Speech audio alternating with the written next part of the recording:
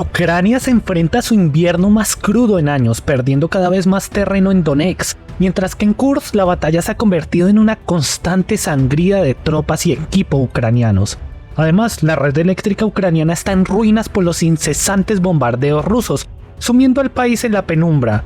Mientras tanto, en Estados Unidos Donald Trump ha ganado las elecciones presidenciales y los republicanos ahora también controlan tanto la Cámara como el Senado de los Estados Unidos. La moral ucraniana está por los suelos y es solo cuestión de tiempo para que los efectos de la victoria de Trump se sientan en el campo de batalla, razón por la cual muchos soldados ya comienzan a cuestionarse el sentido de luchar ante un posible declive en el apoyo occidental, así como unas negociaciones a favor de Rusia cada vez más cerca. Esto nos lleva a preguntarnos, ¿fue realmente necesario todo el sacrificio y la muerte de miles de soldados para llegar igualmente a esto? Como decía Karl von Clausewitz, la guerra es la continuación de la política por otros medios, pero sin una estrategia clara solo se conduce al caos y la derrota. Y es que tras más de 2 años de guerra, Ucrania se encuentra agotada, ya que desde la batalla de Bakhmut, Rusia lanzó una intensa campaña de desgaste contra la masa de tropas de las Fuerzas Armadas ucranianas. Y dado esto, y al igual que en la Primera Guerra Mundial, el frente avanzó relativamente poco, y las ganancias en términos territoriales fueron relativamente limitadas. Sin embargo, el desgaste que enfrentó Ucrania llevó a que gradualmente unidades enteras tuvieran que ser reconstruidas desde ceros, mientras que el frente era cada vez más débil. Ahora, los constantes ataques rusos han empezado a rendir frutos, y en octubre Rusia logró sus mayores avances territoriales desde el verano del 2022, y las líneas ucranianas, antaño inexpugnables, se encuentran cediendo bajo una presión sostenida. Tal es así que durante el último mes, las fuerzas rusas han apoderado de más de 410 kilómetros cuadrados de tierra en la región oriental ucraniana del Donbas, territorio que Ucrania nunca recuperará. Ahora mismo, los rusos se encuentran cercando a las tropas ucranianas en una saliente en la que se encuentran, en el peor de los casos, 8 brigadas y 4 batallones, entre ellos la 79ª Brigada de Asalto Aéreo de Ucrania. Los rusos están a las afueras de Trudove, a aproximadamente 12 kilómetros de Kurakove, el cual a su vez se encuentra siendo presionado desde el este por las fuerzas rusas. Según The New York Times, estos avances entre los más rápidos de la guerra ayudarán al ejército ruso a asegurar sus flancos antes de lanzar un asalto a la ciudad de Pokrovsk, el centro logístico ucraniano más importante en el Donbas. Imágenes geolocalizadas revelan que en el sector de Vuhledar, las fuerzas rusas también han mantenido un avance constante. Por ejemplo, hace aproximadamente una semana se observó a soldados rusos izando su bandera en el oeste de Chaktarsk, confirmando la captura de ese asentamiento, y para inicios de noviembre los rusos ya habían conquistado las aldeas limítrofes de Novukrainka, Yasna Poliana, Maksimivka y Bohoyalemka, que ahora se han convertido en un punto clave para el avance ruso hacia Uspenivka, el objetivo táctico más inmediato para los rusos, ya que es conocida como la puerta sur de Kurakovo. En esta zona, con el terreno y las áreas boscosas como ventaja natural, Ucrania está intentando fortalecer su resistencia. Sin embargo, las fuerzas rusas, lejos de detenerse, continúan avanzando, siguiendo el cauce del río que está en la zona, y Oleksandr Syrski se encuentra desesperado por ralentizar este avance lo máximo posible, buscando proteger la carretera N15, una vía esencial para mantener el flujo de suministros necesarios para la defensa de Kurakovo. Sin embargo, a pesar de esos intentos, Syrski observa con una gran impotencia cómo sus unidades no logran contener a las tropas rusas, que avanzan de manera metódica y sistemática, apoyadas por la aviación táctica, la artillería y las poderosas bombas guiadas FAB. Para Syrski la preocupación no puede ser menos, ya que este avance ruso ha logrado cortar toda comunicación entre Kurakove y Velika Novosilka, lo que limita severamente la capacidad de reabastecimiento de Ucrania en esta zona. Además, con su avance hacia Yelisavetivka y tras asegurar el control de Katerinivka, los rusos tienen la capacidad de capturar todos los asentamientos en el área, lo que pondría a Uspenivka a tiro de la artillería rusa de corto alcance. Para colmo, la logística del ejército ucraniano para defender Velika Novosilka ha sido completamente interrumpida en su flanco este. Esta ciudad, que sostiene todas las operaciones ucranianas en la frontera entre los óblasts de Donetsk y Zaporilla, fue clave en el esfuerzo de la ofensiva ucraniana de 2023, cuyo objetivo era alcanzar Mariupol y Berdyansk. Ahora, sin Velika Novosilka, el soporte en esa región estratégica se tambalea, complicando aún más la situación en el frente y los deseos de Ucrania por liberar su territorio en dirección a Crimea.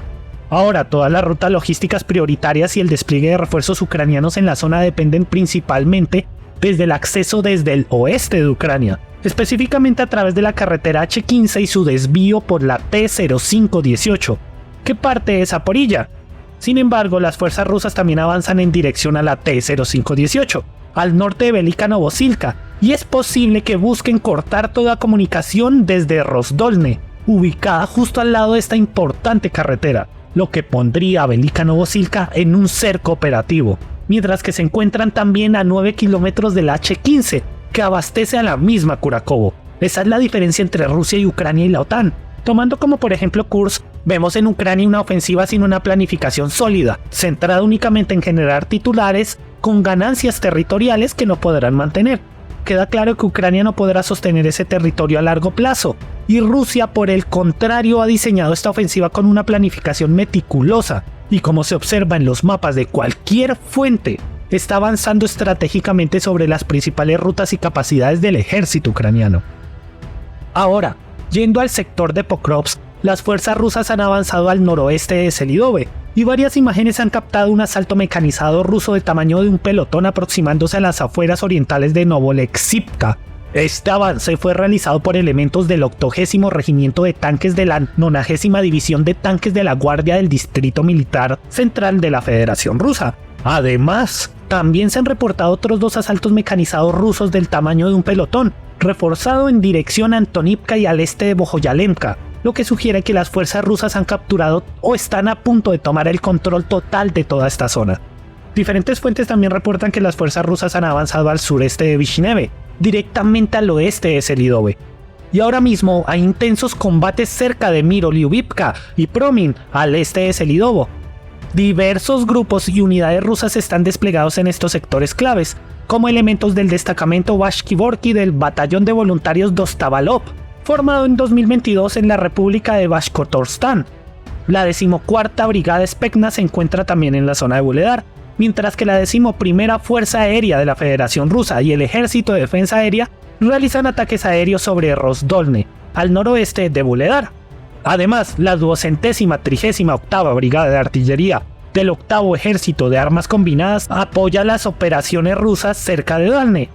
Mientras tanto, Ucrania sigue enviando tropas a Kursk, las cuales bien podrían servir para la defensa del frente en esta zona, como la 47ª Brigada Mecanizada Ucraniana, conocida como Magura. Esto ha forzado a otras unidades a sobreextenderse en el Donbass y ha dejado a Ucrania en un dilema estratégico, ya que las tropas destinadas a reemplazar a las que se han desplazado a Kursk son en muchos casos unidades menos experimentadas que enfrentan dificultades para defenderse de los ataques rusos.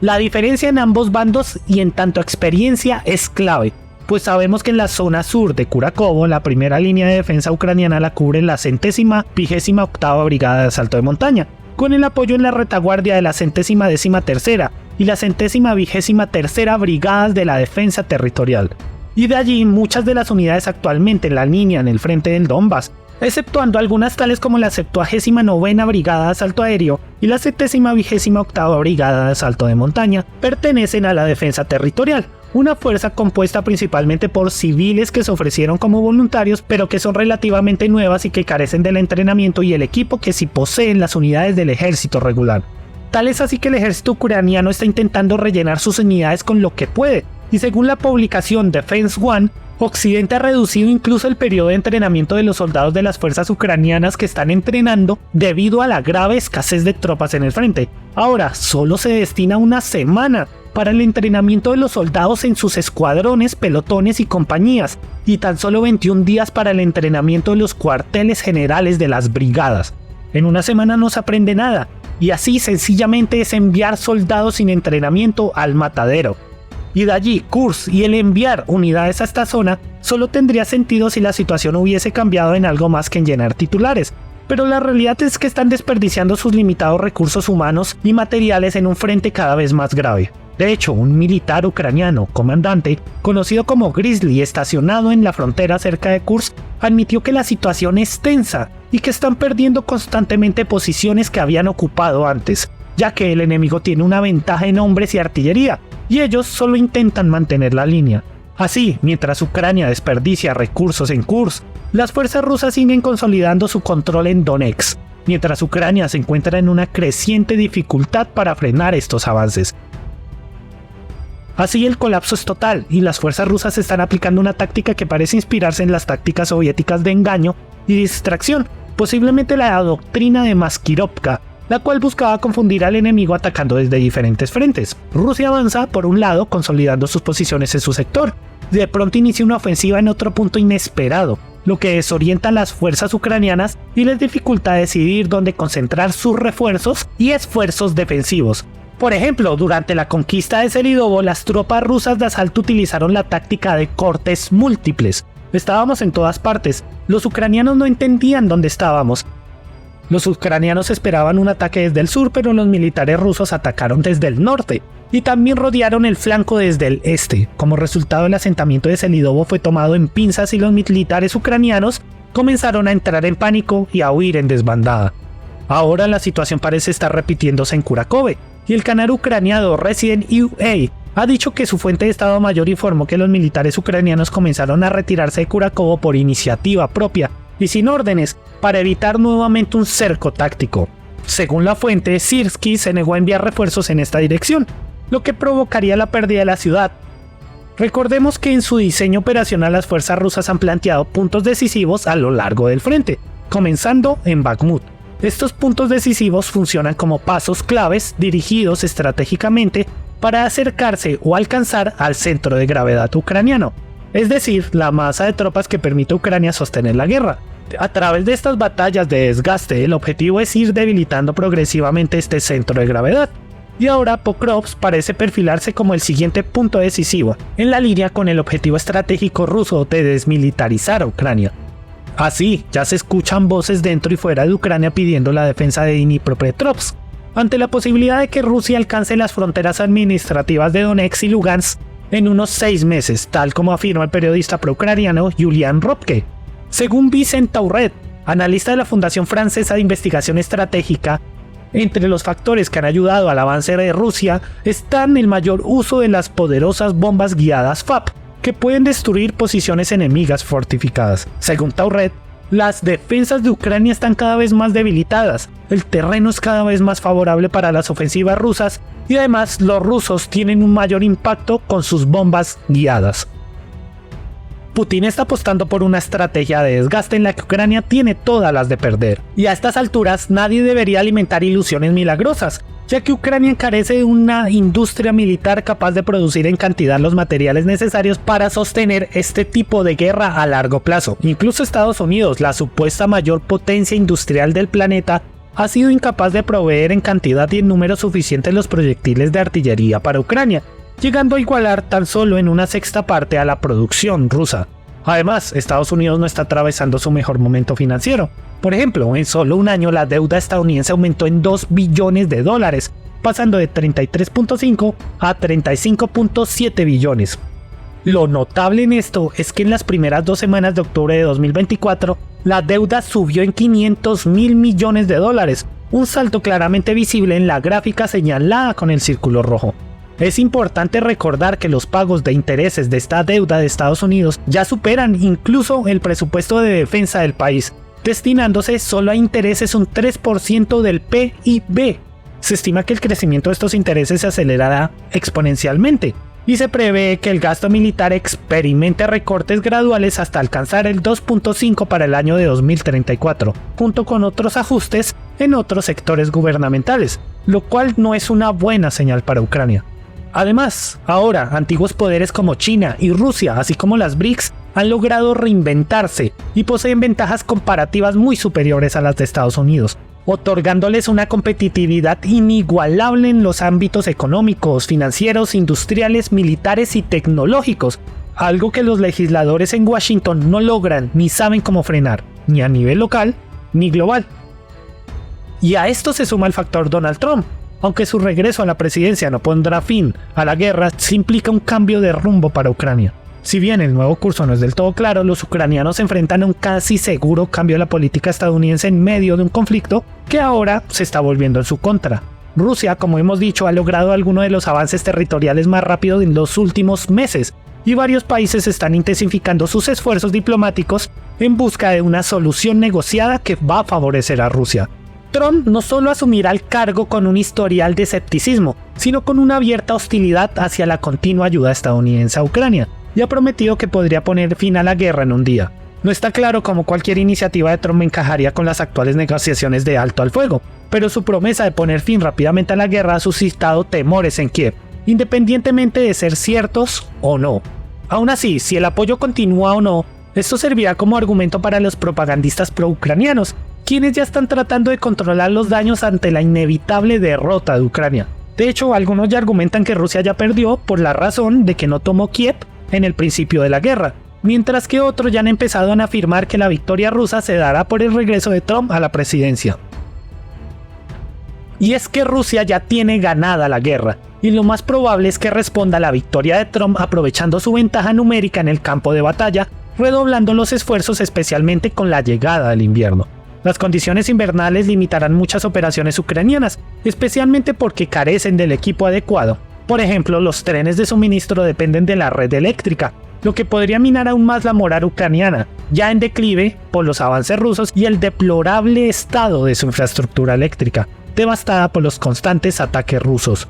En conclusión, la moral ucraniana está seriamente debilitada ante el avance ruso, y la incertidumbre sobre la continuidad del apoyo occidental ya se ve en el frente. Yevhen Strokan, teniente de un pelotón de drones en el 200º Batallón de Defensa Territorial, dice que la situación en el frente es realmente complicada ahora y que falta de todo, ya que tenemos poca gente y ellos, los rusos, son más y tienen más armas. Este sentimiento se extiende también a las capitales occidentales, donde algunos académicos como Frederick Kagan aseguran que todos están desanimados. Ha sido un año muy largo y difícil y los rusos siguen avanzando.